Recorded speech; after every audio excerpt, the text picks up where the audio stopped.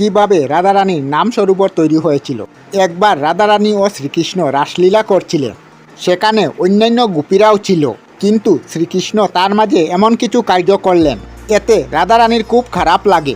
রাধারানী এতটাই কষ্ট পান যে যমুনা নদীর কাছে চলে যান এবং কাঁদতে থাকেন। কথিত আছে সেখানে রাধারানী ক্রন্দন করে এতটাই চোখের অশ্রু ফেলছিলেন, সেখানে এক সরোবর তৈরি হয়েছিল।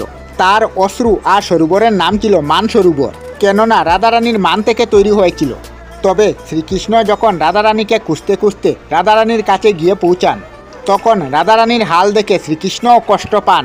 তখন শ্রীকৃষ্ণ তার বাঁশি এবং মস্তক রাধারানীর চরণের কাছে রেখে ক্ষমা প্রার্থনা করেন এবং বলেন, রাধা, তোমার দুঃখ আমাকে এত আঘাত করছে যে আমি অকার্য হয়ে উঠছি, আমাকে ক্ষমা করে দাও রাধে, আজ থেকে এমন ভুল আর কখনো হবে না। তখন রাধারানী শ্রীকৃষ্ণকে ক্ষমা করে দেন। রাধে রাধে।